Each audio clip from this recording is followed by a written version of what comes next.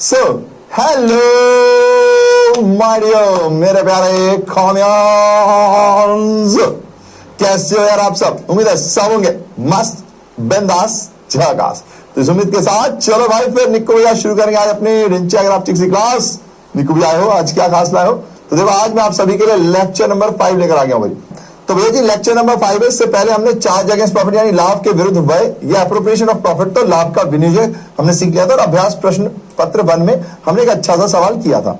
उस सवाल में बहुत सारे बच्चों के कुछ डाउट थे कि भैया इसमें आप जर्नल एंट्री क्यों करा रहे हो। तो मैंने आपको बताया वो मैंने आपको सिखाने के लिए कराया था। एक बच्चे का डाउट भी था डाउट स्लाइड में कि भैया मुझे ये बताओ कि अगर एग्जाम में आता है तो मैं जर्नल एंट्री करूं कि अकाउंट बनाऊं। तो प्लीज मेरी बात ध्यान से सुन ले आप लोग। अगर कुछ गलत तरीके से आपने किसी बात को समझा है तो मैंने पहले अकाउंट बनाया था, फिर जर्नल एंट्री आपको सिखाने के लिए था। उस सवाल में मैंने हर प्रकार का रखा था, ड्राइंग्स भी रखा था यानी आहरण भी रखा था, पूंजी पर ब्याज भी रखा था, मतलब आहरण पर ब्याज इंटरेस्ट ऑन ड्राइंग, पूंजी पर ब्याज यानी इंटरेस्ट ऑन कैपिटल, वेतन, ठीक है ये भी रखा था, और रिजर्व, ठीक है संचय, ये सब हमने रखे थे ताकि आपको हर प्रकार की एंट्री समझ में आ जाए। ठीक है, सवाल एग्जाम में जो आएगा वो आपको करना है। अगर एग्जाम में आया खाता बनाओ तो आपको अकाउंट बनाना है। अगर एग्जाम में आया कि प्रविष्टियां करो यानी जर्नल एंट्रीज करो तो फिर आपको एंट्रीज करनी है। प्लीज इस बात को क्लैरिटी से रखें, कंफ्यूज ना हो। और आप सब के लिए मैंने एक किताब मंगा ली है। और भैया जी इस किताब को देखने के बाद मुझे एक बात समझ में आई है। देखो आपको दिख रहा होगा यहाँ सब इंग्लिश में है। तो भैया जी जितने भी हिंदी वाले बच्चे हैं ये देख लो भैया, ये हिंदी मीडियम की किताब है। इसमें आपको सवाल हिंदी मीडियम में भी दिख रहा होगा।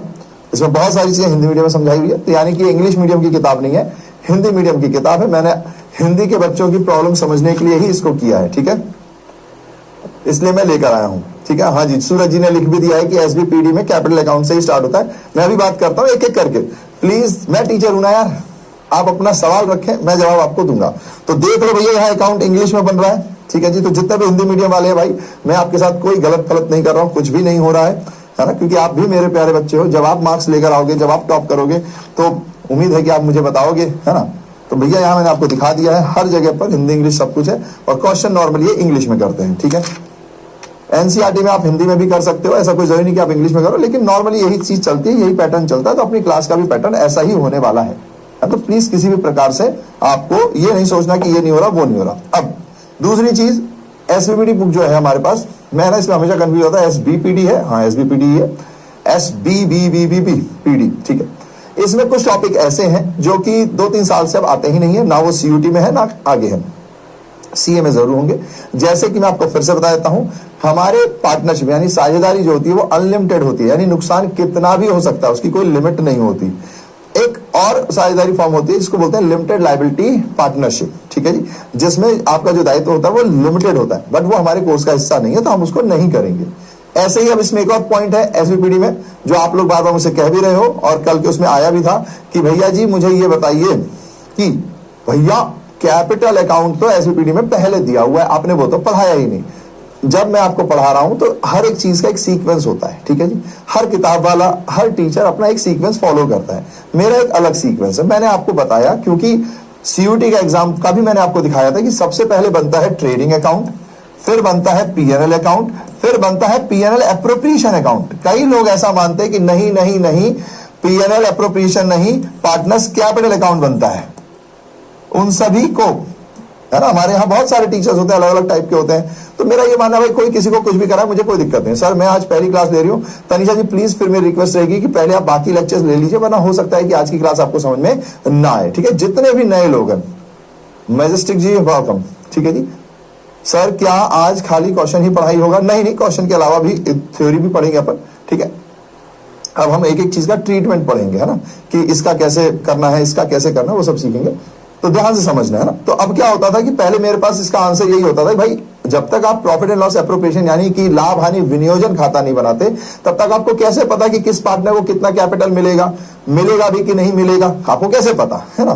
तो जाहिर सी बात है पहले इसको बनाएंगे, लेकिन फिर भी बच्चों में डिबेट रहता था, अलग अलग टीचर अलग अलग बोलते हैं। भाई हमें इन चक्करों में पढ़ना ही नहीं है, हम आपको ये सब कुछ सिखाएंगे। लेकिन जब हमें सीयूटी का एक एग्जाम आया जो कि पिछले साल था, ठीक है, और उससे पिछले साल, उसमें ये साफ साफ सवाल पूछा गया है कि कौन से सीक्वेंस से आप अकाउंट बनाते हो। तो उसने कहा फर्स्ट, सेकंड, थर्ड, फोर्थ और फिफ्थ, हालांकि उसमें फोर्थ ऑप्शन में नहीं था, बैलेंस शीट था फिफ्थ ऑप्शन में, है ना, तो ये ऑप्शन में नहीं था तो फोर्थ बैलेंस शीट हो गया, ठीक है जी। लेकिन इस सीक्वेंस में भी बताया हुआ है, तो भैया जी हम इसी सीक्वेंस से चल रहे हैं, कोई भी चीज सीक्वेंस से चलेंगे। हो सकता है इस किताब में कुछ आगे दे दिया, कुछ बाद में दे दिया, कुछ और कहीं और दे दिया, ठीक है जी। सर मैं नहीं हूं, आप नहीं हो, आप न्यू हो गए ना, नए हो गए, नहीं कहां से हुए, वाला कमेंट कहां से आ रहा है ठीक है, तो प्लीज टीचर पे भरोसा कीजिए। मेरे पास अभी किताब भी आ गई है ना, हिंदी मीडियम की किताब मैंने ली, इंग्लिश मीडियम की किताब मेरे पास है, लेकिन हिंदी मीडियम की मैंने कहा भाई बच्चे वरना मुझे सरदर्द कर देंगे बार बार सेम बातें बोलकर, तो मैंने आप ही के लिए हिंदी मीडियम की किताब ली है। मुझे जरूरत नहीं थी कि भाई आपको प्रूफ के लिए मैं दिखाऊं। अब इस किताब में बहुत सारी चीजें अननेसेसरी होंगी जो हमारे कोर्स से रिलेटेड नहीं होंगी, तो हम नहीं भी करेंगे। तो प्लीज इस किताब को आपको प्रिंटिंग प्रेस नहीं होगी, देखने लगो इस किताब में क्या कराया है, भैया ने कराया कि नहीं, कब कराया है, तब भैया ने कराया कि नहीं। भैया का अलग तरीके से पढ़ाने का होगा, लेकिन इसमें जो भी टॉपिक्स होंगे वो हम सब करेंगे जो आपके कोर्स के होंगे। जो कोर्स के नहीं होंगे मैं आपको बता दूंगा कि भाई इस किताब में ये सवाल है, हमारे कोर्स का नहीं है, हम नहीं कर रहे हैं, ठीक है। दूसरी चीज, बिहार बोर्ड बहुत ही ईजी बोर्ड है, मुझे ये कहने में कोई प्रॉब्लम नहीं है कि ये बहुत ही ज्यादा इजी बोर्ड है। इतना बिहार बोर्ड इजी नहीं होना चाहिए, इसको थोड़ा तो अपग्रेड करना चाहिए। अब मुझे नहीं पता कि इस साल अपग्रेड करेंगे या वो कब करेंगे या कब टफ सवाल आएंगे, है ना। तो हमारी जो तैयारी होगी, जो हमारा बैच है, मैंने पहले दिन भी आपसे कहा था कि हम सीबीएसई के हिसाब से भी करेंगे थोड़े से क्वेश्चंस, और सीयूटी, और अगर आप में से कोई सीए करना चाहेगा तो उसको कम से कम ऐसा ना लगे कि सीए में कोई अलग दुनिया देख रहा है, उसको ये एहसास हो कि हाँ यार ऐसे ऐसे भी सवाल होते थे। ऑफ कोर्स हम सीए लेवल के सबसे टफेस्ट सवाल नहीं करने वाले, वो तो अगर आप सीए करना चाहोगे तो आप करोगे, है ना, जो सीए करना चाहे वो करे, बाकी सब पे हम वो बोझ क्यों डालें। तो इसलिए हमारा जो पर्पस रहेगा वो रहेगा आपके बोर्ड से रिलेटेड, सीयूटी से रिलेटेड और बेसिक सीए से रिलेटेड, ठीक है जी। तो ये तीनों अपन कवर करेंगे अपने इस बैच में, तो प्लीज उस पर ध्यान दीजिएगा, है ना। चलो जी, तो अब स्टार्ट कर दें। मेरी बात समझ गए, समझ गए, समझ गए तो टमाटर भेजे, टमाटर भेजे, टमाटर भेजे, ठीक है ना सर। अच्छा है अगले साल से ना सर कह रहे भैया अगर टफ होना है तो अगले साल से आज ना होना चाहिए, लेकिन बहुत ज्यादा इजी है बिहार बोर्ड, इतना इजी नहीं होना चाहिए, है ना। मैं अकाउंट्स की बात करूं, बाकी नहीं। अगर आपको सीएस भी करना है तो भी, हाँ ये हुई ना, टमाटर आ गए हैं। तो आइए पहले तो अपन होमवर्क का सवाल करते हैं। ऑफकोर्स अगर मैंने आपको होमवर्क दिया तो आप घबराओ मत, मैं नेक्स्ट क्लास में उसको सॉल्व कराऊंगा ही, जाहिर सी बात है, होमवर्क इसलिए दिया था। लेकिन आज जो हम करने वाले हैं वो अभ्यास प्रश्न पत्र 2 है, यानी कि आज हम और भी क्वेश्चंस करेंगे, लेकिन साथ में कुछ टॉपिक भी करेंगे, है ना। तो ये मत सोचना कि टॉपिक नहीं होंगे। चलिए जी, तो कल का एक सवाल दिया था मैंने, बड़ा बेसिक सा सवाल था, मार्क्स और नॉलेज। अगर मैं आपसे पूछूं कि मार्क्स जरूरी है कि नॉलेज, तो आप किसको प्रेफरेंस करोगे, जरा कमेंट सेक्शन में आप मुझे बताइए। तो हमें यह पता है एज अ विद्यार्थी कि जीवन में 2 प्रकार की चीजें होती है, मार्क्स और नॉलेज दोनों होती हैं, ठीक है जी। Okay, are partner sharing profit and loss in the ratio of 3:2, ठीक है जी। तो आप थोड़ा सा अपना कमेंट बताएंगे, जब तक मैं सवाल पढ़ लेता हूं ना, ठीक है जी। चैप्टर बुक के कुछ समझ नहीं आ रहा सर, जो मैं पढ़ा रहा हूं बस आप उसे पढ़ते जाएं, है ना, आपको आराम से होते जाएगा। Knowledge knowledge knowledge knowledge knowledge, क्या बात है, वेरी गुड, आप लोग तो सब नॉलेज वाले हो, ठीक है जी। अब मैं आपसे एक सवाल पूछता हूं, एक बच्चा है जिसके 98 मार्क्स हैं और एक बच्चा है जिसके 85 मार्क्स हैं। अब जरा मुझे बता दो कि इसमें से कौन सा बच्चा है जिसके पास नॉलेज है, जरा मुझे बता दो इसमें से कौन सा बच्चा है जिसके पास नॉलेज है।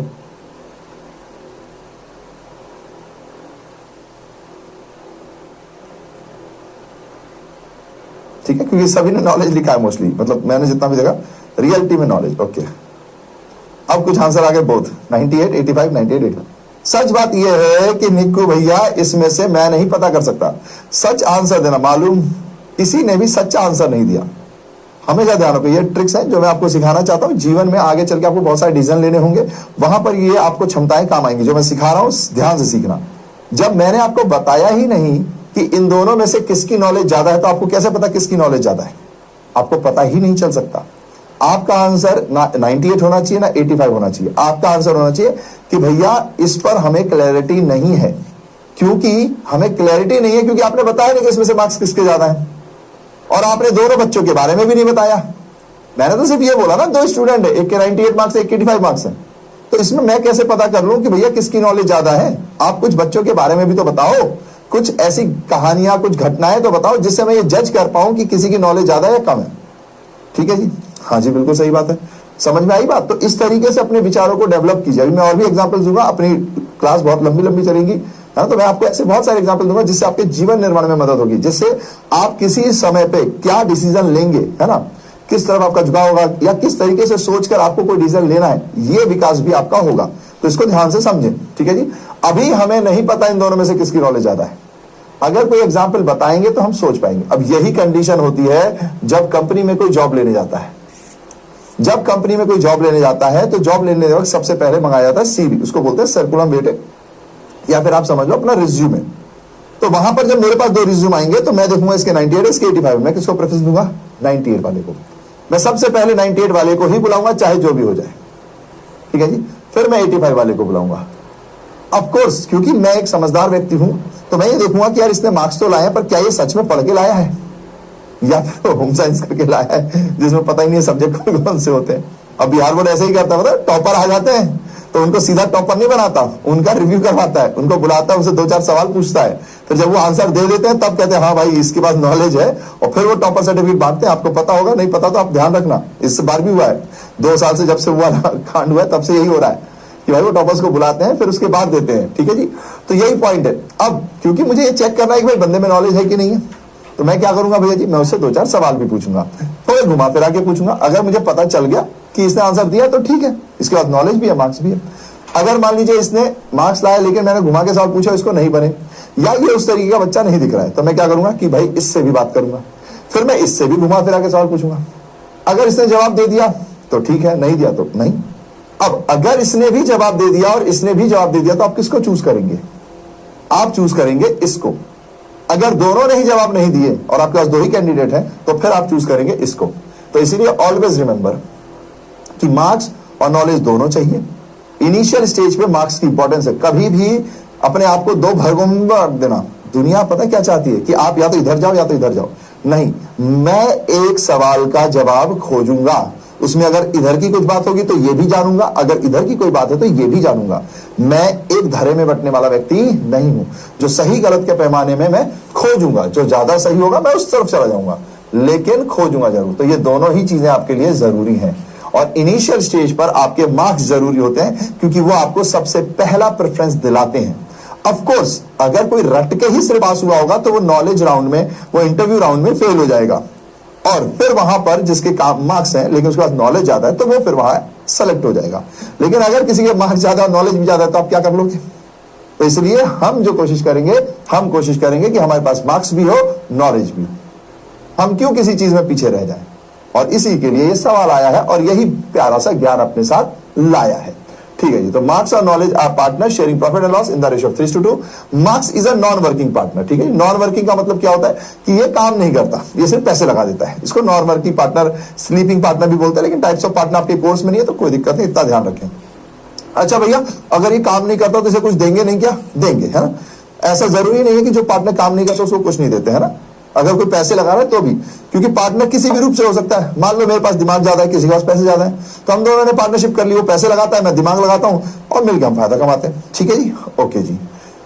ये 6 लाख रुपए एज अ कैपिटल लेकर आया। हमने कहा ठीक है जी, अच्छी बात है, वेरी गुड, कैपिटल लेकर आ गए। Knowledge is working partner of the firm. ये वर्किंग पार्टनर है, यानी कि ये काम करने वाला पार्टनर है। समझ गया ना।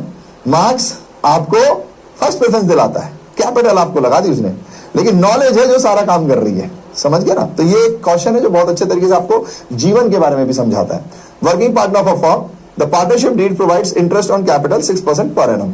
इंटरेस्ट ऑन कैपिटल जो है वो 6% पर एनम है, और सैलरी जो है वर्किंग पार्टनर को 3,000 रुपए पर मंथ है। पर मंथ है यानी कि यहाँ पे 12 से मल्टीप्लाई करना पड़ेगा क्योंकि आपको वार्षिक वेतन चाहिए। Profit before providing interest on capital and partner salary, यानी कि प्रॉफिट जो है वो इंटरेस्ट ऑन कैपिटल और सैलरी को प्रोवाइड करने से पहले का है। तो पहले का ही होना चाहिए, बाद का नहीं होना चाहिए, वरना अगर आप उसे दे चुके हो तो फिर दोबारा क्यों दोगे। तो पहले का है तो अच्छी बात है। प्रॉफिट कितना था हमारा? 1,12,000। चलिए इसको हिंदी में भी पढ़ लेते हैं। मार्क्स और नॉलेज 3-2 के अनुपात में लाभ बांटने वाले साझेदार है। मार्क्स एक गैर कार्यशील यानी नॉन वर्किंग साझेदार है, जो काम नहीं करता, पैसे लगाता है। उसने अपनी पूंजी के रूप में, ये 6 लाख है ना, 66 नहीं है। उम्मीद है कि भाई हिंदी वाले कंफ्यूज नहीं हुए होंगे, गलती से 66 आ गया ना, 6 लाख है ये रुपए का योगदान दिया। नॉलेज फर्म की एक कार्यशील वर्किंग साझेदार है, यानी कर्तव्य करता है, वो काम करता है। साझेदार संलेखन पार्टनरशिप डीड के अनुसार पूंजी पर 6%। ये गलती से 66 आ रहा है भाई, अब कंफ्यूज मत हो जाना, है ना।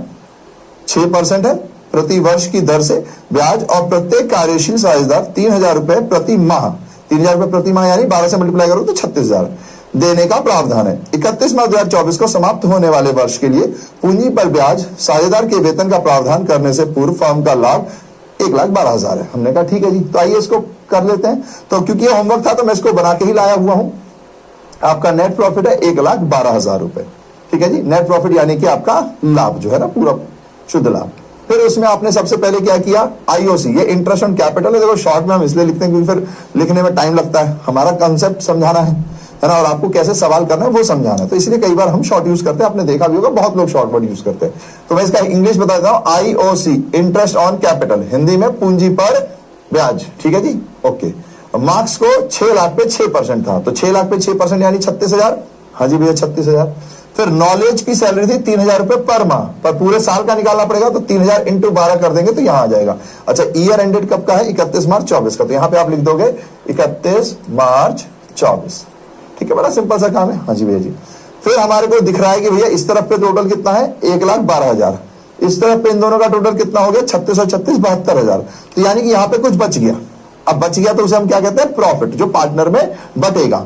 तो हमने 72,000 को 1,12,000 में से माइनस किया तो हमारा 40,000 का मुनाफा आ गया। लेकिन यह मुनाफा दोनों पार्टनर को मिलेगा जिस रेशो में तय किया गया होगा। अगर रेशो ना दिया हो तो इक्वल, लेकिन इस सवाल में रेशो दिया हुआ है 3:2, है ना, अनुपात दिया हुआ है 3:2, तो यानी कि 40,000 को 3:2 में बांटेंगे। अगर भैया ये 3:2 नहीं दिए होते तो हम इसको बराबर बांटते, लेकिन दिया हुआ है तो जो दिया हुआ है उसी में बांटेंगे। तो भैया 3:2 में बांटेंगे तो 40,000 को देख लो, फिर से मैं आपको सिखा रहा हूं कैसे बांटा जाता है। ये 40,000 है, इसको इंटू 3:2, तो 3:2 का मतलब होता है टोटल हो गया 5, इन दोनों को जोड़ दो, टोटल हो गया 5। इस 5 से इसको काट दो तो ये हो गया 8,000। अनुपात कर दो, भाग कर दो, जो भी आपको हिंदी में याद हो, ठीक है जी। फिर 3 इंटू 8, तो ये पहले पार्टनर का हिस्सा है, तो 3 इंटू 8 यानी 24,000 किसको मिल जाएंगे, पहले पार्टनर को। तो मार्क्स को 24 मिल गया क्योंकि पहला पार्टनर कौन है, मार्क्स है ना, ठीक है जी, मार्क्स है, ओके जी। फिर दूसरे को कितने मिलेंगे, तो ये 2 इंटू 8 क्योंकि ये उसका अनुपात है, ठीक है जी, 2 इंटू 8 तो ये हो गया 16,000, ओके, बस खत्म बात। चलिए जी, फिर मैंने आपको कुछ इंटरेस्ट ऑन कैपिटल के बारे में बताया था कि कैपिटल हमेशा क्या निकलती है, कोशिश की जाती है कि ओपनिंग कैपिटल बन निकले, है ना। फिर अगर साल में कुछ पैसे आप ला रहे हो, ले जा रहे हो, तो इन सब की भी कैलकुलेशन करने के बाद आपको ओपनिंग कैपिटल मिलता है। हमने एक फॉर्मूला भी पढ़ा था, अगर ओपनिंग कैपिटल से क्लोजिंग निकालना हो तो बड़ा सिंपल है, ओपनिंग में प्लस कर दो, एडिशनल यानी साल में और जो कैपिटल लाए, अगर कुछ ले गए आहरण माइनस कर दो, ये एडिशनल कैपिटल पूंजी है, और अगर लाभ है तो प्लस कर दो, तो आपका क्लोजिंग कैपिटल आ जाता है। क्लोजिंग मतलब कि आखिरी कैपिटल जो साल के आखिरी में होती है। ईयर की शुरुआत में 1/4/25 अगर मान लीजिए ईयर शुरू हो रहा है तो साल के शुरू में जो कैपिटल है उसे ओपनिंग कैपिटल कहेंगे, साल के अंत में जो होता है उसे क्लोजिंग कैपिटल कहते हैं। अब कई बार क्या होता है कि एग्जामिनर कहता है, जो आपका पेपर सेट कर रहा है वो कहता है कि मैं तो तुम्हें क्लोजिंग कैपिटल दूंगा, ओपनिंग कैपिटल तुम निकालो। तो हम भैया उसके लिए फॉर्मूला यूज करते हैं। क्लोजिंग में हम आहरण यानी ड्राइंग्स को प्लस करते हैं, एडिशनल कैपिटल यानी एक्स्ट्रा जो पूंजी लेकर आता है उसको माइनस करते हैं, और अगर प्रॉफिट हुआ है, लाभ हुआ है तो उसको माइनस करेंगे, और अगर हानि हुई है तो उसको प्लस करेंगे। तो जो आंसर होता है वो हमारा ओपनिंग कैपिटल आ जाता है। तो कई बार हमें ओपनिंग कैपिटल को निकाल कर उस पर गणना करनी पड़ती है। अब हमने इसी में सवाल दिया था, ठीक है जी, तो आओ सवाल कर लेते हैं। ये भी वैसे मैंने आपको बोला था कि मैं क्लास में कराऊंगा, अगर आपको समझ में आ गया हो तो आप खुद से घर पे कर सकते हो। अगर आपने घर पे कर लिया तो भी ठीक है, नहीं किया तो कोई बात नहीं, क्लास का सवाल था ये तो अपन क्लास में करेंगे। देखिए, ऑल्टमैन और मस्क 2 प्रकार के लोग हैं। आपको एआई के बारे में कुछ आइडिया है, एआई की दुनिया के बारे में कुछ आइडिया है, आप इनमें से किसी को जानते हो तो जरा कमेंट में बताएं मुझे। आर पार्टनर्स, तब तक मैं पढ़ लेता हूं सवाल। देयर कैपिटल 1,424, उनकी पूंजी 1,424 को जो है वो 1,50,000 है किसकी, ऑल्टमैन की, और 2,40,000 है मस्क की, ठीक है जी। Sharing profit and loss equally, ये लोग बराबर का लाभ अनुपात साझा करते हैं, ठीक है जी। सर इसका वर्किंग नोट भी बना दीजिए। किसका वर्किंग नोट, इसका तो बनेगा, देखो ऐसे सवालों का बनेगा, इसका बनाने की जरूरत नहीं होती, ये मैंने आपके लिए लिख दिया, वरना ये करने की जरूरत नहीं होती, ये बेसिक चीज है, ये एग्जामिनर आपसे नहीं खोजेगा, ये मैंने बता दिया आपको ताकि कोई वो दिक्कत ना हो, ये आप डायरेक्ट भी कर सकते थे। चलिए जी, ठीक है, तो बताओ ना कौन है ट्विटर का मालिक, ओके, अल्टीमेट नहीं है, ऑल्टमैन है वो, ऑल्टमैन मालूम है? चलो मस्क तो आप लोगों को मालूम है, समझ गया मैं। मस्क को जानते नहीं है, मस्क कौन है ये जानते हैं, मस्क को कहाँ जानते हो आप? वो तो अमेरिका में बैठा है। ठीक है, चलो मैं समझ गया वैसे आपके दिल की बात। ऑन 1 अक्टूबर 2024, 1 अक्टूबर 2024 को they decided that their capital should be 1,20,000। इसका मतलब है कि 1 अक्टूबर को डिसाइड किया उन्होंने, एलॉन है, एलॉन नहीं है, चलो वैसे प्रोनाउंसिएशन में कुछ भी बोल दो, कोई दिक्कत नहीं, आप मेन बात समझ गए। ऑल्टमैन नहीं समझे आप लोग, है ना? हाँ, बाप जी ने लिख दिया। अब राहत जी जनरल एंट्री में आपको सिखा चुका हूं, हर सवाल के साथ जनरल एंट्री करे उसका कोई सेंस नहीं है, कैसे करते मैं आपको बता चुका हूं।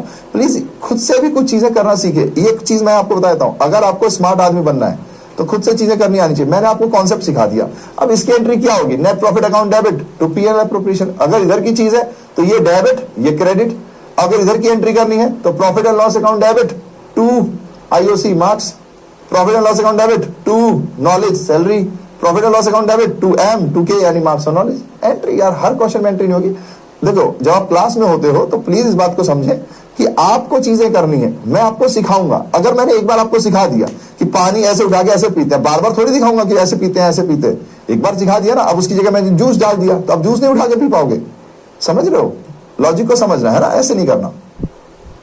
चलिए जी, तो ऑल्टमैन और इसके बारे में कुछ कुछ लोगों ने तो सही बता दिया, मैं बता देता हूं। सैम ऑल्टमैन, एआई आ रहा है, एआई आ रहा है मतलब आर्टिफिशियल इंटेलिजेंस। आप में से कितने लोग इसका इस्तेमाल करते हैं मुझे नहीं पता, पर आपको इस्तेमाल करना है। इस साल का आपका नियम है, अगर कोई इस्तेमाल करता है तो वेरी गुड। ओपन एआई का बिल्कुल बिल्कुल, बहुत लोगों ने समझ लिया। उम्मीद है कि आपको पहले से पता होगा, नहीं तो आपने गूगल करके पता कर लिया होगा। दोनों में से कोई भी तरीके से पता किया है, वेरी गुड। अगर पहले से पता था तो भी, नहीं पता था और गूगल करके पता किया तो भी, वेरी गुड। अब आपका इस साल का टास्क है, इस साल का मैं अभी बोल रहा हूं, मैं रोज रोज याद नहीं दिलाऊंगा। इस साल का टास्क है, जब भी आपको कोई डाउट आता है या कोई भी ऐसी चीज है जो आपको लग रहा है कंफ्यूजिंग है, सबसे पहले एआई पर जाओ, ठीक है? मस्क जो है इस समय का सबसे रिचेस्ट आदमी है। ऑफ कोर्स ट्विटर का मालिक है वो तो ठीक है, अभी ट्विटर उसने खरीद लिया और ट्विटर का नाम अब एक्स हो गया है ना, एक्स हो गया, ट्विटर नहीं बोलते उसको।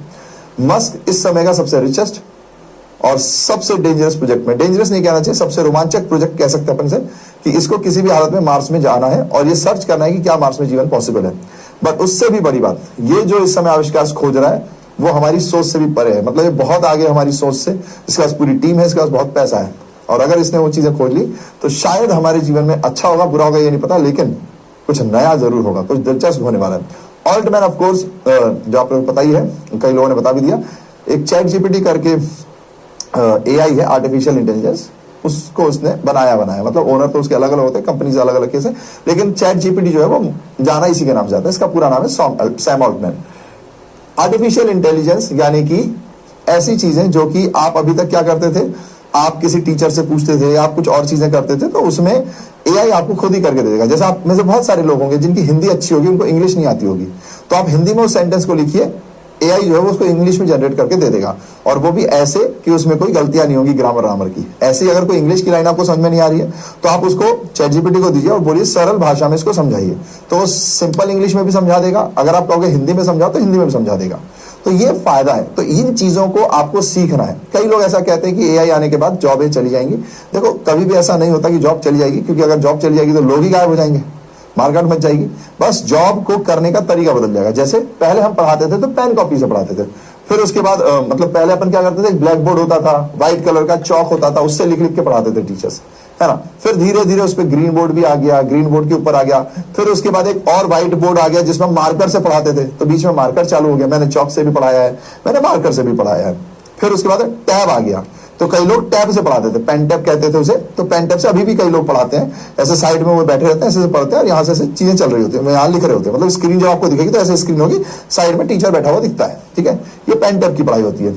अब देख लो मैक्सअप की पढ़ाई, है ना, अब पूरा एक पैनल आता है ना, पैनल पे पढ़ाते हैं। तो चीजें बदल रही हैं, लेकिन टीचर की जॉब नहीं चली गई, है ना।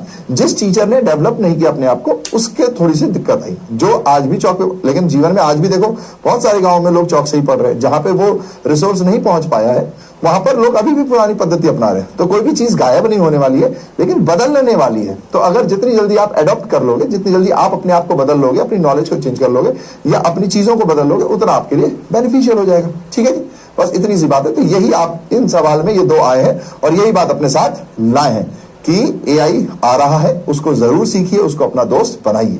ठीक है, चलिए जी अब आगे बढ़ते हैं। हालांकि बहुत सारे सवालों के जवाब एआई अकाउंट्स में गलत भी देता है, तो कंफ्यूज मत होइएगा अगर कोई आंसर आपको गलत लगता है, क्योंकि मैंने आपको नॉलेज दे दी, अब आपको पता है कि वो गलत है, तो इग्नोर इट, है ना। ऐसा झगड़ा मत करना, भैया ने तो ये सिखाया, तुमने तो ये बताया, तुम गलत क्यों बता रहे हो, तुम झूठे हो, ऐसा मत करना।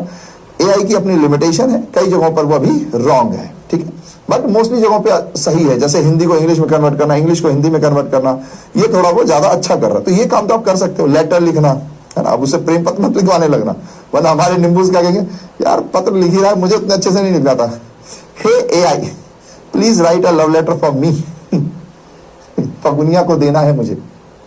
तो ये सब मत करो, वैसे करोगे तो वो अच्छा लेटर भी बना कर दे देगा, लेकिन मत करो, अच्छी चीजें करो, है ना, जिससे आपकी ग्रोथ हो। कह रहे भैया उससे भी हो सकती है ग्रोथ लेकिन नहीं करना तो ज्यादा सही है ना। ऑल्टमैन और मस्क है, ये पार्टनर्स है। इनकी पहले की जो कैपिटल थी, इन्होंने बताया एक की 1,50,000 थी, एक की 2,40,000 थी। बाद में जो इनकी कैपिटल हो गई वो 1,20,000 हो गई। ओके जी, ठीक है, कोई दिक्कत नहीं है। अब वो आपसे बोल रहे हैं कि 1,20,000 कैसे हुई, तो जाहिर सी बात है, इसकी 1,50,000 थी, 1,20,000 हुई, यानी कुछ कम हुई है। इसकी 2,40,000 थी, फिर 1,20,000 हुई, यानी इसकी भी कुछ कम हुई है ना। तो इन्होंने कम करने के लिए क्या किया, इन्होंने कुछ पैसे निकाल लिए। ठीक है, ठीक है, चलिए फिर withdrawal necessary adjustments in capitals were made by withdrawing or introducing a cash। ठीक है, चलिए, तो इन्होंने क्या करना है, कुछ पैसे निकालने, कुछ पैसे लाने, ऐसे हिसाब किताब है, पर ऐसा कर देना है कि 1,20,000 इनकी कैपिटल हो जाएगी। हमने कहा ठीक है। इंटरेस्ट जो है वो 10% पर एनम है। ओके भैया जी। Interest on capital on both partners of the year 2024 और 25। इन्होंने पूछा कि भैया आप तो पूंजी पर ब्याज निकाल दो। हमने कहा ठीक है। हिंदी में एक बार देख लीजिए, ऑल्टमैन और मस्क एक फॉर्म में साझेदार हैं। 1/4/24 को उनकी पूंजी क्रमशः 1,50,000 और 2,40,000 है, और वे लाभ को समान रूप से साझा करते हैं, इक्वल बांटते हैं। ठीक है जी। 1 अक्टूबर 2024 को 6 महीने बाद उन्होंने निर्णय लिया कि उनकी पूंजी अब 1,20,000 होनी चाहिए, यानी दोनों की पूंजी 1,20,000 हो जाएगी। ठीक है जी। पूंजी में आवश्यक समायोजन नकद निकासी या नकद जमा करके दिखाया जाए। ठीक है जी। पूंजी पर 10% का वार्षिक ब्याज दिया जाता है। ठीक है जी। और आपसे ये कह रहे हैं कि पूंजी पर ब्याज की गणना कीजिए 24-25 में। तो बड़ा सिंपल सा काम है, आप यहां पर आओगे, सॉल्यूशन।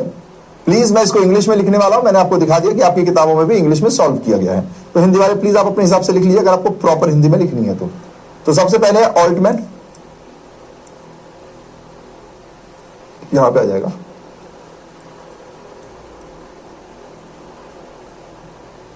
ऑल्टमैन, और यहां पर आ गया मस्क।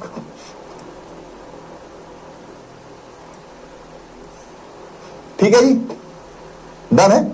ओके, अब यहां पर सबसे पहले तारीख है 1/4/24। ठीक है। अब इसको करने के लिए ना 2 तरीके हैं। ठीक है, इसको करने के लिए कितने तरीके हैं, 2 तरीके हैं। पर एक नॉर्मल तरीका अपनाते हैं। भाई 1/4/24 को ऑल्टमैन के पास जो पैसे हैं वो कितने थे, 1,50,000, तो ये आ गया 1,50,000। मैं आपको दोनों तरीके बता दे रहा हूं, वरना कोई ना कोई पक्का डाउट में पूछेगा, भैया हमारे टीचर ने या हमें ऐसे भी करना आता है, क्या हम ऐसे कर सकते हैं? तो मैं आपको दोनों तरीके बताऊंगा। ठीक है, आप दोनों तरीके बस याद रखिए, बाकी कुछ नहीं है। तो 1,50,000 इसकी पूंजी थी, इसके ऊपर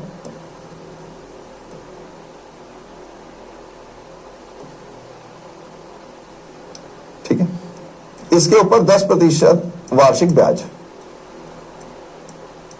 तो ये आ गया 15,000।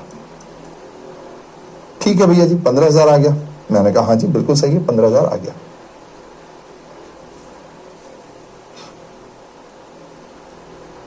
ठीक है, ये हमारे पास है फर्स्ट मेथड। इसको करने के 2 विधियां हैं, है ना। तो मैं आज पहली क्लास है इसलिए दोनों बता दे रहा हूं, वरना फिर हम एक ही विधि को फॉलो करते हुए चलेंगे।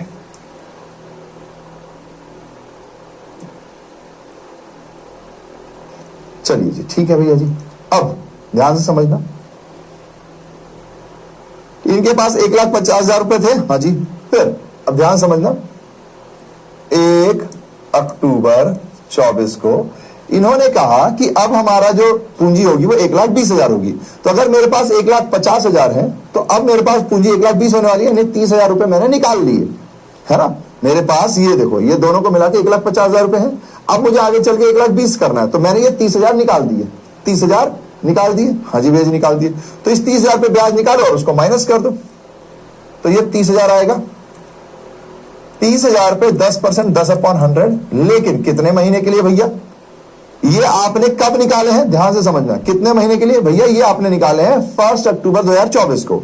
तो यानी अक्टूबर से 30,000 रुपए निकाले ना, तो अक्टूबर से उस पर ब्याज निकलेगा। तो अक्टूबर, नवंबर, दिसंबर, जनवरी, फरवरी, ध्यान से सुनना, अक्टूबर, नवंबर, दिसंबर, जनवरी, फरवरी, मार्च, 6 महीने। तो यानी कि भैया जी इसमें से 6 महीने का निकाल दो, तो इंटू 6/12। तो 10 से 10, 10 से 10, इसको इससे काटेंगे तो ये 2 से इसको काटेंगे तो 1500। अब ये 1500 क्योंकि ब्याज आपने निकाल दिया, ये ब्याज आपको मिलेगा नहीं, है ना? आपने तो पैसे निकाल लिए ना, तो जो पैसे निकाल लिए उसमें थोड़ी ब्याज मिलता है, तो इसको हटा दो। तो ये ब्रैकेट में डाल दिया। ब्रैकेट में डालने का मतलब है माइनस करना, है ना? ब्रैकेट में डालने का मतलब होता है माइनस करना। तो आपके पास इंटरेस्ट ऑन कैपिटल आ गया 13,500। ठीक है जी, इसे कहते हैं इंटरेस्ट ऑन कैपिटल, हिंदी में पूंजी पर ब्याज। अब ऐसी बारी मस्क की आ जाएगी। तो मस्क का हो गया भैया जी 2,40,000। इसके ऊपर भैया जी 10%, तो 10/100, तो ये हो गया 24,000। ये पूरे साल का है ना? 1 तारीख से लेकर 31 मार्च तक पूरे साल का है ये। तो इस पे तो पूरे 12 महीने का 24,000 हो जाएगा। फिर भैया इसमें जो पैसे निकालेंगे 90,000 निकलेंगे।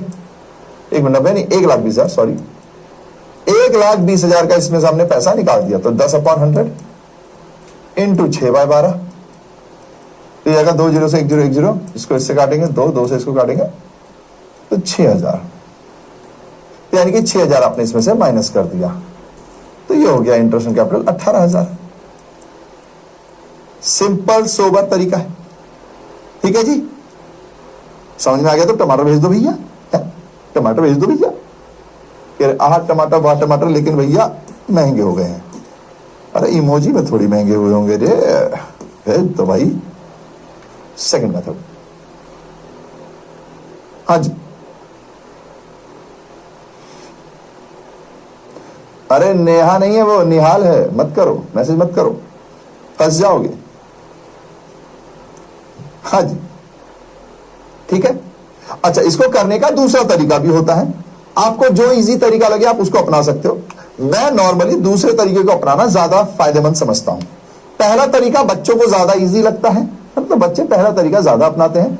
मेरे को लगता है कि आगे चल के जब ज्यादा बार ये हो जाए, जैसे सिंपल है 2 ही डेट है तो ठीक है, लेकिन अगर ज्यादा होता है ना तो मुझे लगता है कि दूसरा तरीका ज्यादा सही है। ठीक है, आपको जो पसंद हो आप वो कर सकते हो। दूसरा तरीका क्या है भैया जी? दूसरा तरीका है टाइम पीरियड फॉलो करते हुए कि 1/4/24 को आपकी जो कैपिटल थी वो 1,50,000 थी। ठीक है, अब यहां से लेकर यहां तक, यानी कि 1/10/24 तक, 1/10/24 तक कितने महीने होते हैं भैया जी? 6 महीने होते हैं। तो यहां तक क्या आपकी कैपिटल में से कुछ भी पैसा निकाला गया? नहीं भैया, कुछ भी पैसा नहीं निकाला गया है। अच्छा जी, तो यानी कि भैया जी इस 1,50,000 पे पूरे 6 महीने का ब्याज लगेगा, क्योंकि 1 अप्रैल 24 को आपकी कैपिटल 1,50,000 थी और 6 महीने तक आपने उसमें कुछ भी नहीं किया। तो यानी कि अगर मैं इसमें 6 महीने का ब्याज निकालूं तो कितना आता है? इंटू 10/100 इंटू 6/12, क्योंकि 6 महीने तक आपने कोई ब्याज निकाल, ये अप्रैल है, मई, जून, जुलाई, अगस्त, सितंबर, अक्टूबर, यहां तक मेरे पास 1.5 लाख रुपए हैं, तो इस पे 6 महीने का ब्याज। ठीक है भैया जी, तो मेरे पास आ गया 1 0 से 1 0, 0 से 0, इसको इससे काटते हैं 2 से इसको काटते हैं तो 7,500। अब 1/10/2024 को मैंने क्या किया? मैंने 30,000 रुपए निकाल दिए। 1/10/2024 यानी 1 अक्टूबर 2024 को मैंने 30,000 रुपए निकाल दिए। तो अब मैं यहां पर आ गया था। अब मेरे पास कितने रुपए हैं?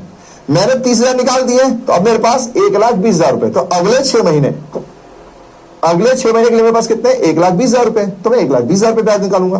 तो यहां पर 1,20,000 रुपए ब्याज निकलेगा, तो इंटू 10/100, लेकिन कितने महीने के लिए? 6 महीने के लिए। तो 6/12, तो 2 0 में 1 0 1 0 काटा, इसको इससे 2 काटेंगे, 2 से इसको काटेंगे, तो ये हो जाएगा 6,000। तो यानी कि मेरे पास टोटल इंटरेस्ट ऑन कैपिटल कितना आ गया? 13,500। तो चाहे आप ऊपर की विधि से अपनाएं, चाहे ये वाली विधि से अपनाएं, आपको आंसर सेम मिल रहा है। ठीक है, ठीक है जी, वेरी गुड प्रज्ञा जी, यार 1,20,000 लिख दिया आपने। ठीक है, ओके जी। अब बारी आती है इधर, इधर पे इसके पास कैपिटल कितने थे, 2,40,000 इंटू 10/100, कब तक, 6 महीने तक, 6 महीने तक थे, हाँ जी, इंटू 6/12। अब आप इसको काट लेंगे तो ये आ जाएगा 12,000।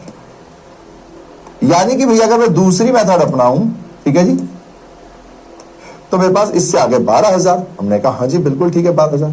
फिर ये भी 6 महीने तक चलता रहा चलता रहा चलता रहा, लेकिन फिर क्या हुआ, इसने कहा कि अब आगे चल के 1,20,000 आपकी पूंजी होगी। तो 2,40,000 से 1,20,000 हो, यानी कि 1,20,000 इसने दे दिए, बाकी बचे 1,20,000 वो आगे लेकर चला गया। तो बाकी बचे 1,20,000 पे पूरे 6 महीने।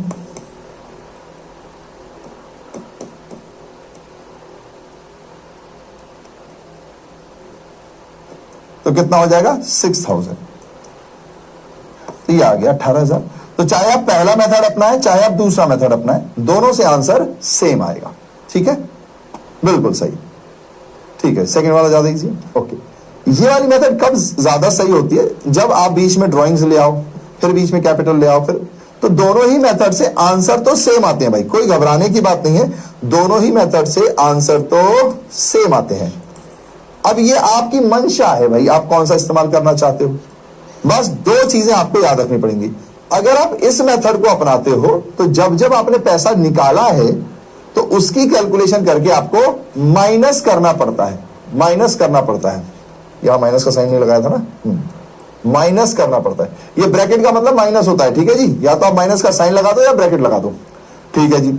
लेकिन अगर आप ये वाली विधि अपनाते हैं तो इसमें क्या होता है कि जितना पैसा आपके पास है उस पर ब्याज लगाओ, जो निकाल दिया उसको हटा दो, फिर जो पैसा बचा उस पर ब्याज लगाओ। लेकिन उसमें आपको मंथ कैलकुलेशन करनी पड़ती है, यही आपको याद रखना पड़ता है कि उसमें आपको फिर महीने की कैलकुलेशन करनी पड़ती है। ठीक है जी, तो ये भी 6 मंथ है। अच्छा जी, ये तो बड़ा सिंपल सा सवाल था भैया, एक और सवाल कराओ। मैंने कहा ठीक है लीजिए, थोड़ा सा और हैवी कर देते हैं इसको, थोड़ा सा इसमें और हैवी कर देते हैं, है ना। देखो ये सवाल उम्मीद है कि आपके बिहार बोर्ड में नहीं आएगा, लेकिन आपको थोड़ा सा एक्स्ट्रा सीखना जरूरी है क्योंकि आपके दिमाग का विकास होगा। अगर आपको मैं फर्स्ट क्लास में A फॉर एप्पल सिखाऊं, सेकंड क्लास में B फॉर बॉल सिखाऊं, थर्ड क्लास में C फॉर कैट सिखाऊं, तो पढ़ाई तो इजी है, आपको तो बड़ा मजा आएगा, अरे वाह यार कितनी इजी है पढ़ाई। लेकिन क्या उससे आपके जीवन का विकास होगा? नहीं। तो इसीलिए आपको ये सवाल करने हैं। अगर किसी को ये सवाल टफ लगे तो मैं अभी से बता दे रहा हूं, ये बिहार बोर्ड में आने के चांसेस 99% है कि ये नहीं आएगा।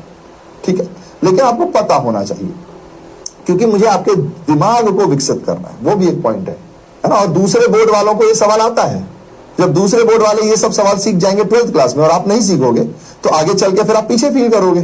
तो इसलिए भी ये जरूरी है, तो ध्यान से इसको समझ के करेंगे, है ना। MP, ठीक है।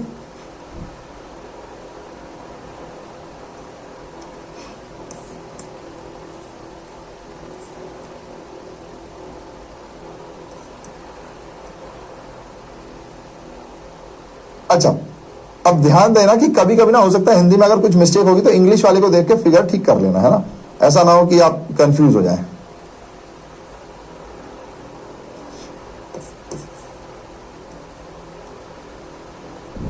ये P है, Q नहीं है, ठीक है जी।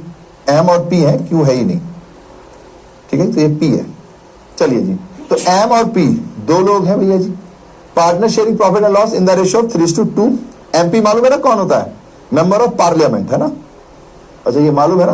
देखिए, अपने देश में दो प्रकार की सरकारें होती हैं, एक होती है विधानसभा और एक होती है राज्यसभा, यानी राज्य सरकार। दो प्रकार की सरकार होती है, एक देश की सरकार और एक राज्य की सरकार। राज्य की सरकार यानी कि जो विधायक होते हैं, जब आप स्टेट इलेक्शन होता है तो उसे राज्य की सरकार कहते हैं। वहां से जो आप चूज करते हो तो उन्हें विधायक बोला जाता है, जो कि होते हैं MLAs हिंदी में, है ना, मेंबर ऑफ लेजिस्लेटिव असेंबलीज। ये हर सरकार जो होती है उसके हर स्टेट में अपनी एक क्या बोलते हैं विधानसभा होती है, वहां पर जाके MLA बैठते हैं। पर जब देश की सरकार चुनते हैं, जिसमें मोदी जी अभी फिलहाल हमारे प्राइम मिनिस्टर हैं, तो जब वो चुनाव होता है और वहां से जब आप किसी को चुनते हो तो वो कहलाते हैं मेंबर ऑफ पार्लियामेंट, यानी MPs। ठीक है जी। तो MLAs कौन होते हैं, MPs कौन होते हैं, ये सब आपको थोड़ा आइडिया रखना है ना। उम्मीद है कि आपने अर्थशास्त्र या समाजशास्त्र में इन सब चीजें पढ़ी होंगी, फिर भी मैं अपनी ओर से आपको थोड़ा सा बता दे रहा हूं अगर ना पढ़ी हो तो। ठीक है जी, याद रखना। हाँ, चलो आगे बढ़ते हैं। तो भैया जी दो पार्टनर्स हैं, रेशो क्या है 3:2। अब पहले पार्टनर की कैपिटल है 2 लाख, दूसरे की है 4 लाख। ठीक है जी, ड्यूरिंग द ईयर। अब ध्यान से देखना एक चीज, ध्यान से देखना एक चीज, ध्यान से देखना। हाँ, लोकसभा वो तो पार्लियामेंट को बोलते हैं। पार्लियामेंट हमारे पास 2 होती है, लोकसभा और राज्यसभा। लोकसभा में एमपीज बैठते हैं और राज्यसभा में जो विधायक लोग होते हैं हर सरकार, हर स्टेट के, वो लोग चूज करके भेजते हैं और कुछ प्रेसिडेंट से, कुछ इधर उधर से एड ऑन होके होते हैं। चलिए जी, अब आप एक चीज ध्यान देना, यहां लिखा है 31 मार्च 2025। अब 31 मार्च 2025 तो भैया साल की आखिरी तारीख होती है। हाँ यार, ये तो साल की आखिरी तारीख है। तो अगर ये आखिरी तारीख है भैया, तो ये 2 लाख और 4 लाख जो है, ये क्या हुआ, ये क्या हुई, क्या हुई? तो इसको कहते हैं क्लोजिंग कैपिटल, है ना। तो ये क्लोजिंग डेट है, क्लोजिंग डेट यानी कि साल की आखिरी तारीख। अब अगर ये साल की आखिरी तारीख है तो ये कैसी कैपिटल हुई? Closing capital. यानी कि भैया आपको आखिरी कैपिटल दी हुई है, पर ब्याज निकालने के लिए तो आपको ओपनिंग कैपिटल चाहिए, है ना। उसके बाद ही तो आप कैलकुलेट करोगे क्या आया क्या गया, उन सबको एड ऑन करके। अच्छा, इसीलिए कहा जाता है इंटरेस्ट ऑन कैपिटल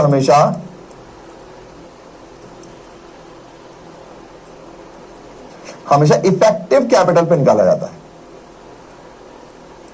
ठीक है जी, किस पर निकाला जाता है? Effective capital. अब आप कहोगे भैया है इफेक्टिव कैपिटल क्या है? ओपनिंग कैपिटल होती है, फिर बीच में आप कुछ ऐड करते हो, फिर कुछ माइनस करते हो, तो इन सबको जोड़कर जो कहते हैं उसे इफेक्टिव कैपिटल कहते हैं, है ना। वरना ओपनिंग कैपिटल पे लगता है। अगर मान लीजिए इस साल में मैंने ये अगर नहीं किया होता, विड्रॉवल कुछ भी नहीं किया होता, तो यही मेरी ओपनिंग कैपिटल थी, इसी पर ही मैंने ब्याज लगा दिया।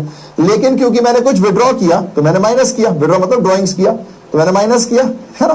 तो जब माइनस करने के बाद जो वैल्यू आती है उसे इफेक्टिव कैपिटल कहते हैं एक तरीके से। ठीक है जी, तो ये ध्यान रखेंगे आप। हालांकि ये आपके में नहीं, लेकिन सीयूटी में कभी कभी पूछ लेते हैं। चलिए जी, ठीक है भैया जी।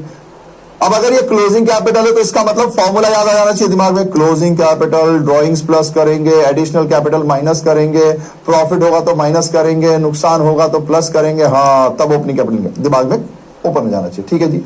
नाउ ड्रॉइंग्स एम और पी वर 40,000 एंड 50,000। तो हमें ड्रॉइंग्स दे दी, यानी आहरण हमें दे दिया, दिमाग में आ गया आहरण का क्या करना है। ऑन 1 जनवरी 2025, 1 जनवरी 2025 को पी जो है इंट्रोड्यूस एडिशनल कैपिटल, यानी वो और 90,000 रुपए की कैपिटल लेकर आ गया। हमने कहा अच्छा जी ठीक है। दे अर्न प्रॉफिट, अच्छा इन्होंने 1,50,000 का प्रॉफिट भी कमाया है। हमने कहा ठीक है जी, ओके देखते हैं इसको। अब ये कह रहे हैं कि लेटर ऑन दे डिसाइडेड कि इंटरेस्ट ऑन कैपिटल जो है वो 12% पर एनम होना चाहिए, तो जरा निकाल के दिखाओ। हमने कहा अच्छा जी, देखो एम और पी साझेदार हैं, है ना, साझेदार हैं, जो लाभ हानि को 3-2 में बांटते हैं। लाभ हानि खाता मतलब अनुपात दिया हुआ है, में साझा करते हैं। फिर 31 मार्च 2025 यानी पुरानी जो कैपिटल है, क्लोजिंग कैपिटल जो है वो 2 लाख और 4 लाख है। वर्ष के दौरान एम और पी द्वारा आहरण क्रमशः 40,000 और 50,000 है, आहरण भी दे दिया हमें। और 1 जनवरी को सिर्फ पी, है ना, एम नहीं, सिर्फ पी 90,000 रुपए की अतिरिक्त पूंजी ला रहा है, यानी वो प्लस करेंगे। ठीक है जी, क्लोजिंग में उसको माइनस करेंगे ना। तो 31 मार्च 2025 को समाप्त किए गए वर्ष में उनको 1,50,000 का लाभ भी हुआ है। ठीक है जी। अब ये आपसे कह रहे हैं कि अगर 12% पूंजी पर ब्याज है तो जरा पूंजी पर ब्याज की गणना कीजिए। ठीक है जी, तो करें फिर। अच्छा, जिन लोगों को खुद से बन रहा हो प्लीज आप खुद से भी ट्राई कर सकते हो, बाकी मैं आपको कराता हूं। ठीक है, ये अच्छा सवाल है, इससे आपके सारे कॉन्सेप्ट क्लियर हो जाएंगे। देखिए सॉल्यूशन, सबसे पहले इसमें आपको क्लोजिंग कैपिटल से ओपनिंग कैपिटल निकालना पड़ेगा। ठीक है जी। अच्छा, किसी ने कहा था कि यार हैंडराइटिंग समझ में नहीं आती है। अब देखो बोर्ड है, अगर आप मोबाइल से देख रहे हो तो राइटिंग छोटी हो जाती है, तो ऐसे में आप मोबाइल थोड़ा स्ट्रेच कर सकते हो, है ना, क्योंकि नॉर्मली यही राइटिंग की स्पीड होती है, यही साइज होता है, हम हर साल से पढ़ा रहे हैं। हो सकता है आपको कोई इशू आ रहा होगा, तो फिर मैंने आपको सॉल्यूशन दे दिया, है ना, क्योंकि अपना क्या है सभी को बताना। ठीक है, अब ऐसा नहीं हो सकता कि ना अपन बहुत बड़ा बड़ा लिख दें, फिर ये इसमें कवर नहीं होगा, और कवर नहीं होगा तो फिर कोई फायदा नहीं है ना। चलिए, तो यहां देखिएगा, तो सबसे पहले आपको कैलकुलेट करना पड़ेगा कैलकुलेशन ऑफ ओपनिंग कैपिटल। ठीक है जी, कैलकुलेशन यानी कैलकुलेशन की इंग्लिश आप कर लोगे ओपनिंग कैपिटल। सबसे पहले तो आपको ओपनिंग कैपिटल चाहिए 2 लोगों के लिए, एक एम के लिए और एक पी के लिए। दोनों की कैपिटल चाहिए? हाँ जी भैया जी चाहिए। मैंने कहा ठीक है, तो निकाल लेते हैं। ये एम है, ये पी है। तो सबसे पहले हमारे पास क्लोजिंग कैपिटल गिवन है। हाँ जी भैया गिवन है। क्लोजिंग कैपिटल एम की कितनी है? 2 लाख और उसकी 4 लाख। तो ये आ गया 2 लाख, ये आ गया 4 लाख। ठीक है जी, कोई दिक्कत नहीं है, आराम आराम से बनेगा। फिर उसके बाद आपको इसमें प्लस करना होता है ड्रॉइंग्स। आप ड्रॉइंग्स को क्या करते हो, प्लस करते हो, हिंदी में इसको आहरण बोलते हैं, ठीक है जी। तो ड्रॉइंग्स को प्लस करोगे तो 40,000 और ये हमारा 50,000। लो भैया, हौले हौले तरीके से हो जाएगा, बलिए। फिर हम माइनस करते हैं एडिशनल कैपिटल, ठीक है जी। एडिशनल कैपिटल, एक्स्ट्रा कैपिटल, है ना, कैपिटल इंट्रोड्यूस, इस तरीके के वर्ड लिखे होते हैं। तो भैया जी ये लेकिन एम ने नहीं इंट्रोड्यूस किया था, सिर्फ एक ही व्यक्ति ने किया था और वो था पी। पी ने 90,000 का एक्स्ट्रा कैपिटल लाया था और एडिशनल कैपिटल की डेट भी थी, है ना, तो ये 90,000 हो जाएगा। हाँ जी भैया जी 90,000 हो जाएगा, ठीक है जी। अब ध्यान से समझना, अब इसमें मुनाफा भी है भैया, लेकिन मुनाफा इकट्ठे दिया हुआ है, अलग अलग नहीं दिया हुआ। कह रहे सर पी को हिंदी लिख दीजिए, समझ रहा हूं मैं, हाँ। चलिए, फिर इसमें मुनाफा हुआ है तो माइनस प्रॉफिट। मौज ले रहे हैं बच्चे, वाह जी वाह। कहते ना कि हम थोड़े से शरीफ क्या हुए, गली मोहल्ले के आजू बाजू वाले लोग भी खुद को गुंडे समझने लग गए। Everyone is gangster until निक्कू भैया arrives। चलो स्टार्ट करते हैं ना। चलिए, तो प्रॉफिट है। अब प्रॉफिट भैया जी कैसे बांटा जाए, क्योंकि प्रॉफिट तो 1.5 लाख रुपए, तो मैंने आपको बता रखा है ना, लाभ हानि के अनुपात में बांटो। तो लाभ हानि का अनुपात कितना है, 3:2, तो 3:2 में बांट दो। तो 1,50,000 को इंटू 3:2/5, 3 और 2 5 होता है ना, तो 5 से इसको इससे काटेंगे तो 30,000। तो 30,000 इंटू 3, यानी पहले को मिल जाएगा प्रॉफिट 90,000। फिर 30 इंटू 2, अच्छा ध्यान रखना ये रेशियो ना कई बार उल्टा कर देते हैं, कई बार 2-3 लिख देते हैं, कई बार 2-3 लिख देते हैं, ठीक है जी। लेकिन इस बार 3:2 है, ये रेशियो में ध्यान रखना, रेशियो ना उल्टा पुल्टा कर देते हैं कई बार। जैसे हमारे दिमाग क्या पड़ता है 3:2:1, और कई बार वो लोग 1-2-3 लिख देते हैं और बच्चे का दिमाग नहीं ध्यान रहता। तो ध्यान जरूर रखना है ना, पावर ऑफ अलर्टनेस हमारे पास रहनी चाहिए। फिर यहां पर 60,000 का वो आ गया। तो अब आपके पास ओपनिंग कैपिटल तो फटाफट आ जाएगी, इसको सॉल्व कर लीजिए। तो देखिए किसने निकाला, क्या कोई आंसर नहीं निकाला, सूरज जी ने निकाल दिया। वेरी गुड सूरज जी, यार आपने कम से कम आंसर निकाला। एक जीरो कब लिखा है बस, 1.5 लाख है जी, हाँ 9,000 नहीं होगा, 90,000 और 60,000 होगा। आंसर निकालो भाई, कोमल जी ने आंसर निकाल दिया, वेरी गुड वेरी गुड। ऐसे मत करो कि भैया आप कोई सत्संग में आए हुए हो कि टीचर बोल रहा है और हम सुन रहे हैं, टीचर बोल रहा है और हम सुन रहे हैं, है ना, ठीक है। तो ये दोनों प्लस करेंगे तो 2,40,000, 90 माइनस किया तो ये हो गया 1,50,000। ये मेरे पास हो गई ओपनिंग कैपिटल, ठीक है जी। फिर यहां पर 4,50,000, 90 और ये दोनों माइनस करें तो 1.5 लाख, तो 3 लाख। तो ये मेरे पास हो गया 3 लाख। चलिए जी यहां तक पहुंच गए, और जब टोटलिंग हो तो डबल अंडरलाइन कर दीजिए। 36,000 कहां से आ रहा है, 9 और 6 क्या निकाल रहे हैं आप लोग।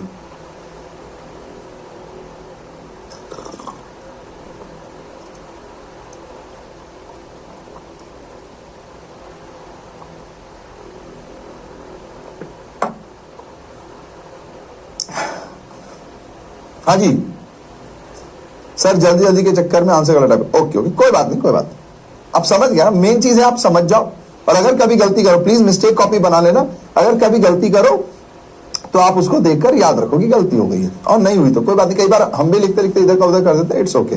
बस ध्यान रखो आप, है ना, कि गलती क्यों हुई, ताकि वो गलती रिपीट ना हो। बाकी तो सब चलता रहता है, दुनिया में सब मोह माया है, ठीक है। चलिए जी, अब आती है आपकी main calculation, second calculation of interest on capital.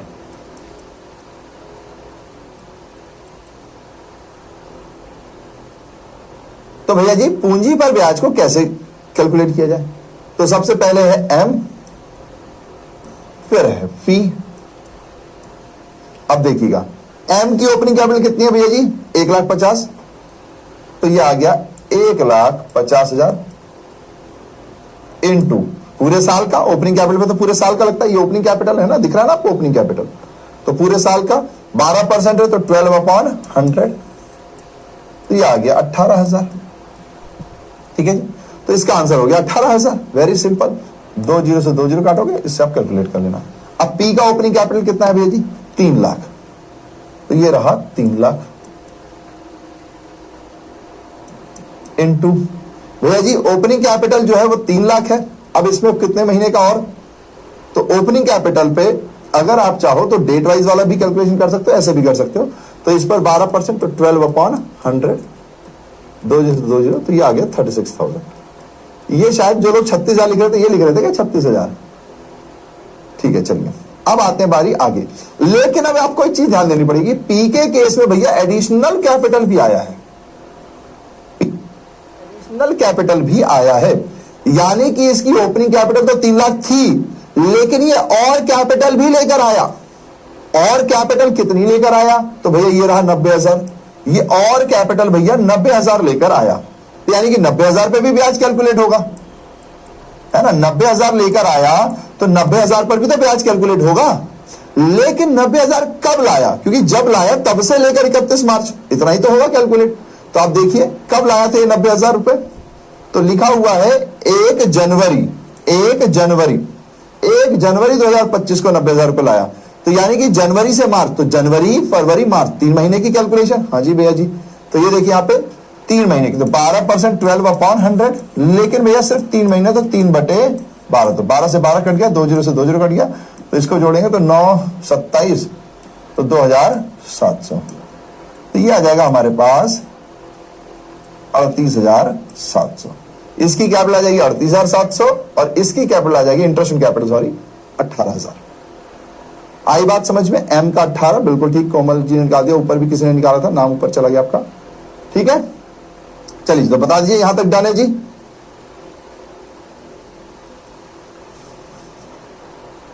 ठीक है, किसी का एक सवाल आना चाहिए था, अभी तक नहीं आया, कि भैया जी आपकी बात में मान गया कि भैया वो एडिशनल कैपिटल लाया, तो एडिशनल कैपिटल पे ब्याज लगेगा तो दोनों जुड़ जाएंगे, तो ये प्लस हो जाएगा।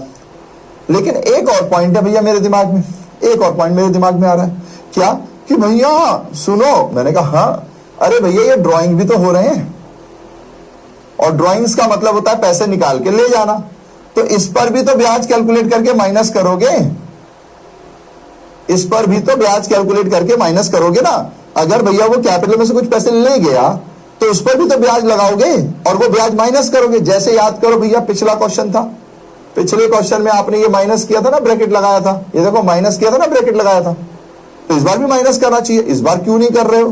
तो ध्यान से देखो, हमें नई पूंजी कब आई उसकी तारीख दी हुई है ना, 1 जनवरी 2025, तो ये एडिशनल कैपिटल कब लाया ये हमें बताया हुआ है, लेकिन ड्राइंग्स कब हुई ये हमें बताया हुआ है क्या? नहीं बताया हुआ है। ड्राइंग्स कब हुई ये हमें नहीं बताया हुआ है। तो ऐसे केस में आपको एक नोट लिखना है, नोट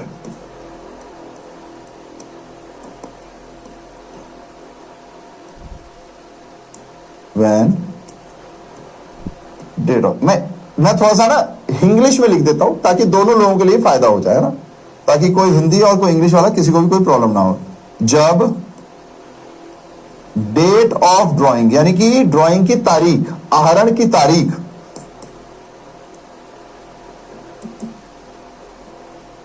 इज नॉट गिवन, जब आहरण की तारीख ना दी हुई हो, ठीक है जी, नॉट गिवन मतलब ना दी हुई हो। हिंदी वालों के लिए मैं हिंदी में बोल रहा हूं ना, प्लीज देख लीजिएगा। जब date of drawing is not given, आहरण की तारीख ना दी हुई हो, तब यह माना जाता है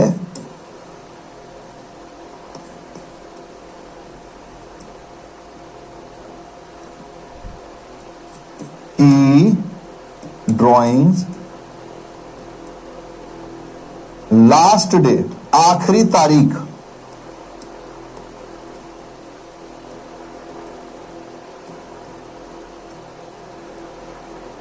किया गया होगा। आई बात समझ में? That is I dot E का मतलब था दैट इज 31 मार्च 25। ठीक है जी, तो ऐसा माना जाता है कि अगर मान लीजिए डेट नहीं गिवन है कि कब हुआ, तो आप हमेशा उसे आखिरी तारीख मानोगे, और अगर आखिरी तारीख मानोगे तो जाहिर सी बात है कि आखिरी तारीख पे ब्याज लगेगा ही नहीं। तो इससे एक सवाल आता है, भैया अगर मान लो इसमें 1 अक्टूबर लिखा होता तो, अगर मान लो ड्राइंग्स लिखी होती 1 अक्टूबर, तो फिर हम 1 अक्टूबर के हिसाब से कैलकुलेट करते, और यहां पर इंटरेस्ट ऑन ड्राइंग का रेट भी गिवन नहीं है। ठीक है जी, जब डेट ऑफ ड्राइंग्स ना गिवन हो and rate of drawing is also not,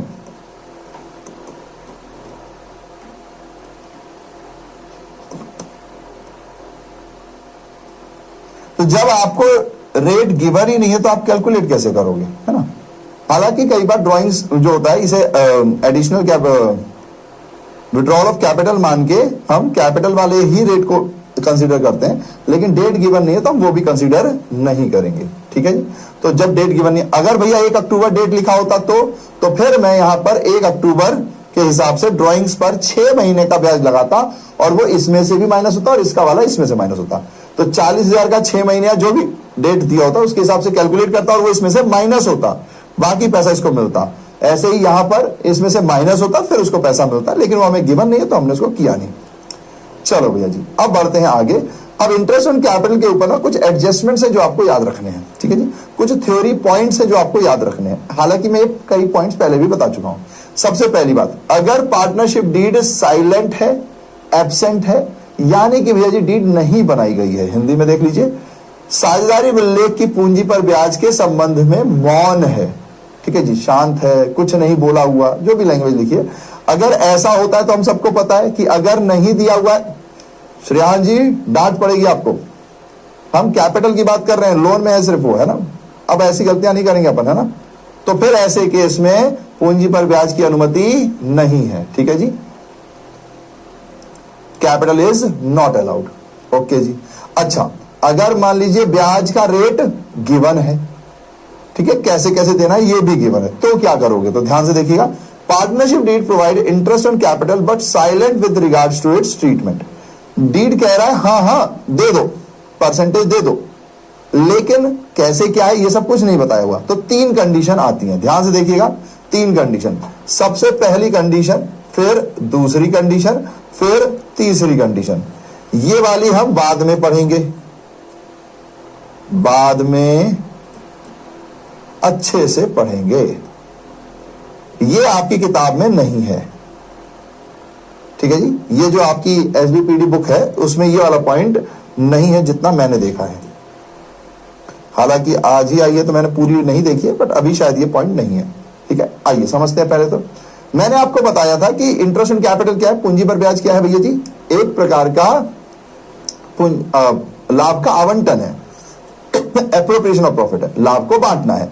अब अगर मेरे को लाभ है ही नहीं तो क्या बांटूं लाभ है ही नहीं तो क्या बांटूं, तो जी हाँ भैया जी, if interest on capital is not allowed, अगर भैया लाभ है ही नहीं यानी नुकसान है तो भैया जी नॉट अलाउड, नुकसान है तो नहीं देंगे भैया, सिंपल सी बात है, समझ गए ना, सिंपल है। हाँ जी भैया जी।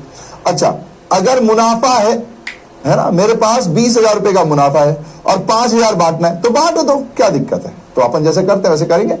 तो प्रॉफिट इज मोर, अगर भैया फायदा बहुत ज्यादा है और इंटरेस्ट का अमाउंट कम है तो बांट दो, interest on capital is allowed, तो दे दो भैया। मेरे पास 20,000 रुपए का लाभ है, 5,000 रुपए बांटने हैं, 10,000 रुपए बांटने हैं, 15,000 बांटने हैं, तो ये लो इसमें से निकाल के दे दो, जैसे जैसे बांटना है, जो रेट कहा गया उस हिसाब से बांट दो, कोई दिक्कत नहीं। फिर थर्ड पॉइंट आता है, अगर मान लो भैया मेरे पास मुनाफा जो है मेरे पास मुनाफा है 10,000 रुपए, लेकिन जो मेरी ब्याज की कैलकुलेशन आ रही है, जो मैं पूंजी पर ब्याज निकाल रहा हूं वो ज्यादा है, लेस देन दी अमाउंट, यानी मेरा मुनाफा कम है, मेरा मुनाफा कम है, फायदा ज्यादा है। ठीक है जी, तो मैं क्या करूंगा, तो यहां पर कहते हैं interest is given to the extent of profit in the ratio of interest on capital. हालांकि इंटरेस्ट ऑन कैपिटल नहीं, यहां कुछ और बोलते हैं, क्योंकि किताबों में ऐसे लिखा हुआ है इसलिए मैं आपको ऐसे ही दिखा दे रहा हूं। हो सकता है शायद ये भी आपकी एसबीपीडी में है कि नहीं पता नहीं मुझे, है ना, मैंने जितना देखा उस हिसाब से आपको बताता हूं। इसको हिंदी में पढ़ लीजिए एक बार फिर से, फिर अपन आगे बढ़ेंगे। साझेदारी विलेख पूंजी पर ब्याज का प्रावधान करता है, साझेदारी विलेख में लिखा हुआ है कि हाँ भाई कर दो, परंतु अगर हानि की स्थिति है तो, अगर हानि की स्थिति है तो नहीं देंगे। ठीक है जी, लाभ ब्याज से अधिक है, यानी लाभ जो है वो ब्याज से अधिक है, तब जो बोला है वो दे देंगे। ठीक है जी। लेकिन अगर मान लीजिए लाभ ब्याज की राशि से कम है, लाभ कम है ब्याज ज्यादा है, अब भैया आपके पास लाभ है 20,000, ब्याज बांटना है 30,000, कैसे बांटे? तो इसके लिए एक वर्ड होता है एप्रोप्रिएशन रेशियो। ठीक है जी। तो इसको मैं बाद में समझाऊंगा, है ना, अभी रुक जा रहा। मतलब बांटने का रेशियो होता है, आवंटन, जैसे अपना होता है लाभ हानि अनुपात, वैसे आवंटन अनुपात होता है, एप्रोप्रिएशन रेशियो बोलते हैं, उसमें बांटेंगे। पर ये मैं बाद में समझाऊंगा, कल की क्लास में, आज नहीं है ये। मतलब कल की क्लास में भी नहीं, उसके बाद वाली क्लास में होगा अगर समय रहा तो। ठीक है, ठीक है। आवंटन अनुपात अभी आप समझ सकते हो। ठीक है, चलिए जी। अच्छा, अब रट्टा मत मार लेना, यहां पर जो लिखा है ना इसको ऐसे काट के, ये सही लाइन लिखी हुई है, गलत नहीं है, लेकिन आधा सच है, ये आधा सच है। इंग्लिश वालों को लिए आपको ध्यान रखना है एप्रोप्रिएशन रेशियो, एप्रोप्रिएशन रेशियो बोलते हैं इसको। ठीक है, प्लीज थोड़ा हो सकता है छोटा दिख रहा है क्योंकि डबल ना हो जाए, इसलिए मैं मुंह से बोल दे रहा हूं एप्रोप्रिएशन रेशियो। ऐसा नहीं है कि इंटरेस्ट ऑन कैपिटल गलत लिखा है, नहीं, सही लिखा है, लेकिन ये आधा सच है। कई ऐसी भी कंडीशन होती है जिसमें ये गलत हो जाता है, इसलिए मैं इसको काट के आपको बोल रहा हूं। आप एप्रोप्रिएशन रेशियो या एक्सपेंस रेशियो बोल सकते हो, है ना। कई किताबों में एक्सपेंस रेशियो लिखा रहता है और यहां पर भी एप्रोप्रिएशन रेशियो या एक्सपेंस व्यय रेशियो। ठीक है जी,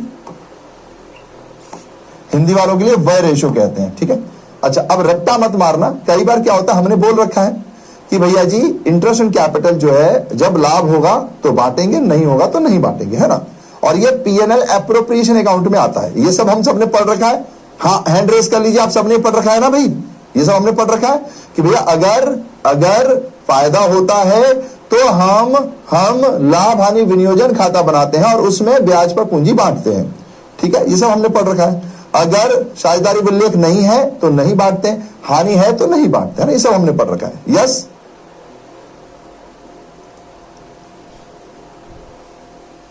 है ना, हाँ बिल्कुल ठीक है, ओके।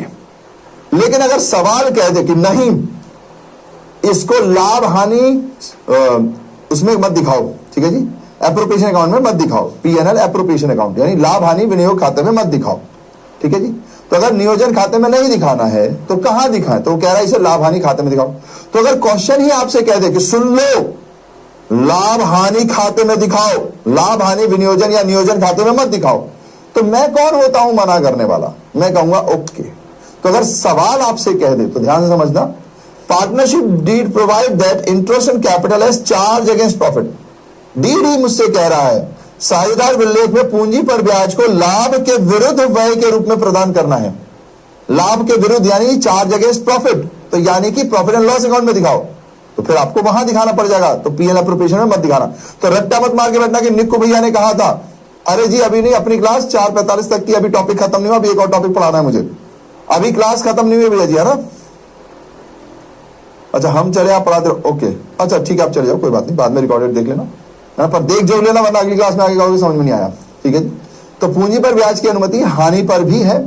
ऐसे मामलों में लाभ एवं हानि विनियोजन खाते के स्थान पर लाभ व हानि खाता तैयार किया जाता है। तो इसको आप याद रखेंगे। ठीक है जी, ठीक है जी, इसको आप याद रखेंगे कि इसमें लाभ हानि खाता फिर बनेगा और उसमें ये डेबिट साइड पर आएगा। ठीक है जी, और उसमें ये कहां आएगा? Debit side.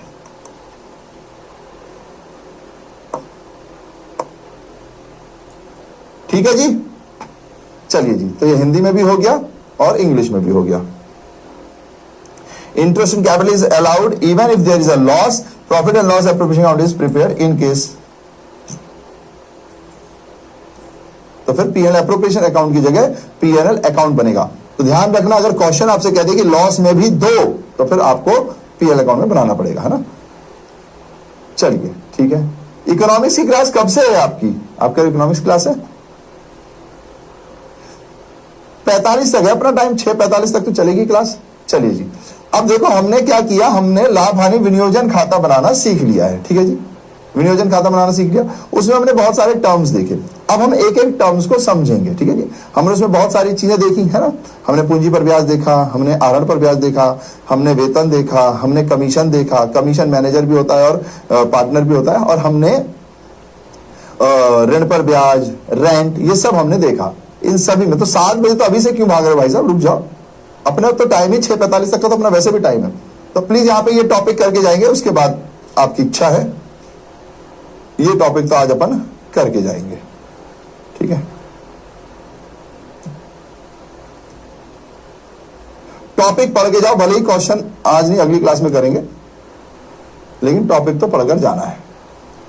और जिसको जाना है चले जाओ, कोई बात नहीं, रोक जबरदस्ती रोकने का कोई फायदा नहीं होता है ना। चलिए ध्यान से देखिएगा, मैनेजर कमीशन। अच्छा एक और चीज बता दूं, चाहे मैनेजर कमीशन हो या फिर पार्टनर कमीशन हो,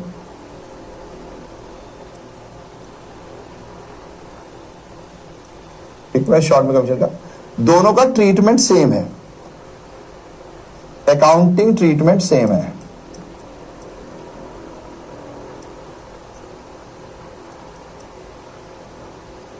अकाउंटिंग ट्रीटमेंट नहीं, सॉरी, कैलकुलेशन।